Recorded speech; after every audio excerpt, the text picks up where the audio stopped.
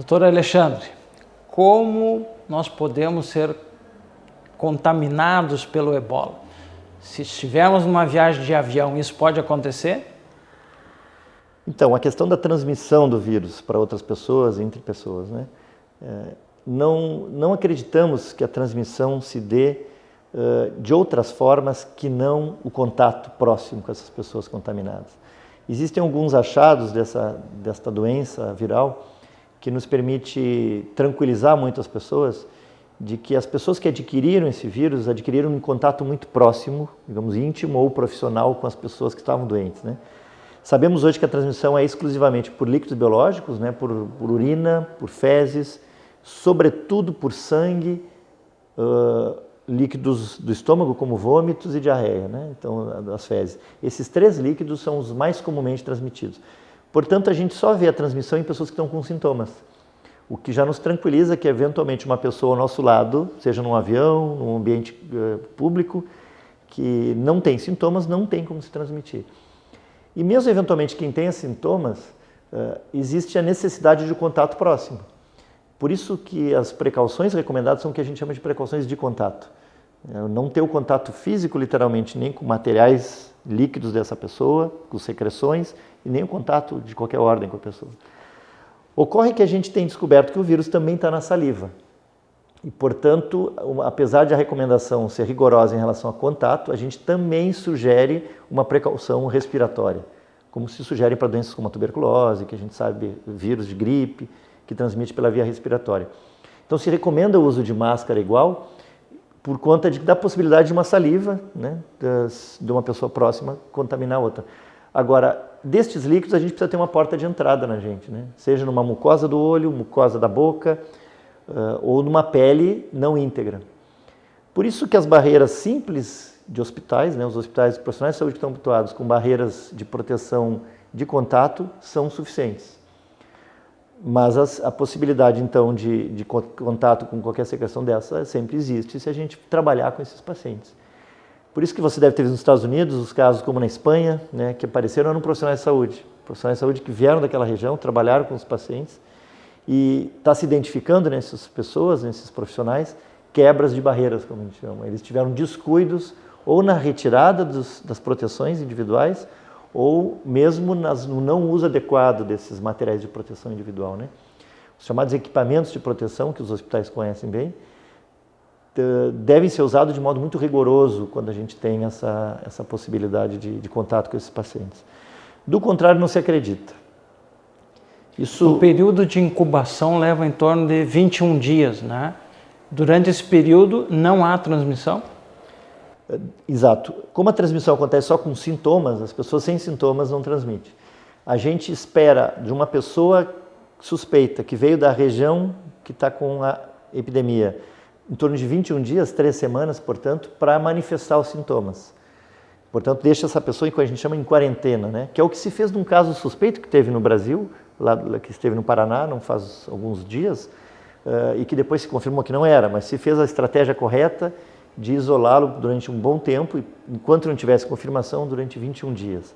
O período de incubação mais comum para os sintomas do ebola é 14 dias, mas, de fato, 21 dias é o período que a gente recomenda de uma pessoa que vem da área endêmica ficar em quarentena e ficar em acompanhamento, né? Nos Estados Unidos, em Nova Jersey, em algum outro estado lá, os militares que estão vindo dessa região, obrigatoriamente, têm que ficar em quarentena agora, 21 dias. 21 dias. E eu acho que esse é um rigor que o Brasil deve ter também.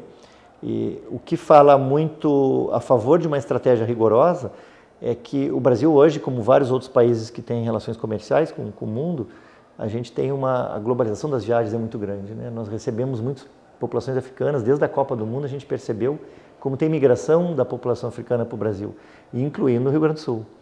Santa Maria é uma região militar, Santa Maria é uma região de universidade federal que está aberta, inclusive para a América Latina, não somente para o nosso país, de maneira que a gente pode sim, eventualmente, receber pessoas dessa região.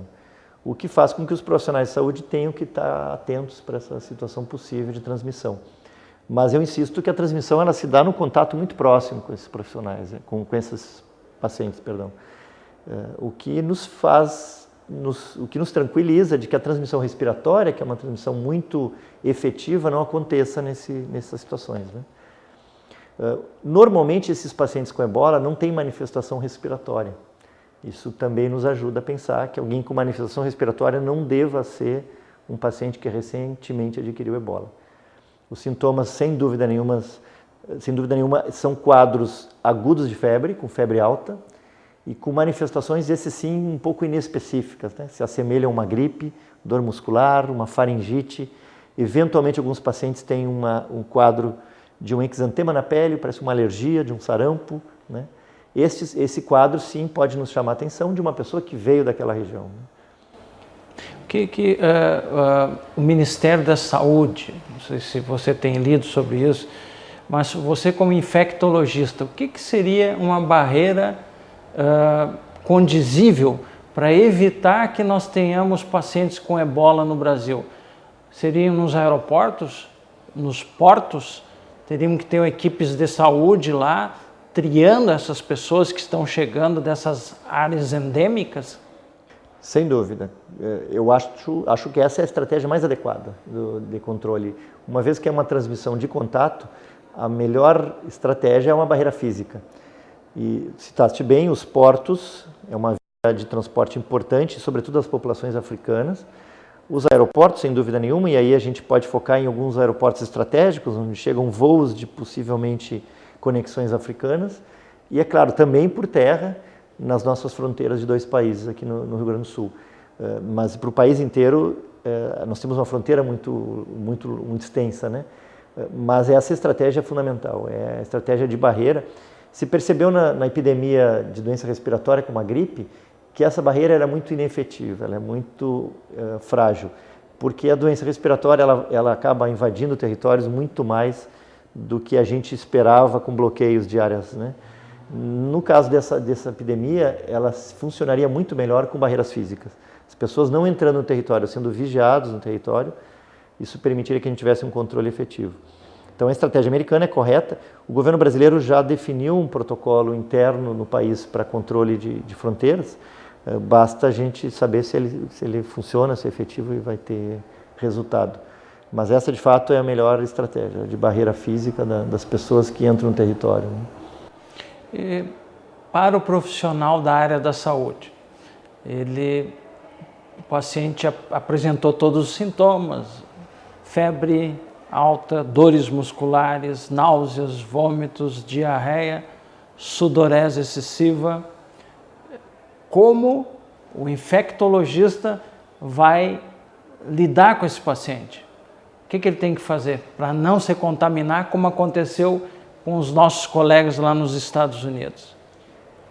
Muito bem. O ideal é que a gente tenha nos serviços de saúde, e aí não importa se são unidades de saúde básica, unidades secundárias ou mesmo nos hospitais. Os hospitais, obviamente, têm um treinamento maior por hábito, mas não importa a complexidade da unidade de saúde, o ideal é que esses pacientes sejam sempre triados. E na triagem, a pergunta fundamental é a origem dos pacientes, né? Se eles tiveram contato numa viagem recente, e, portanto, uma viagem nos últimos 21 dias para essa região endêmica.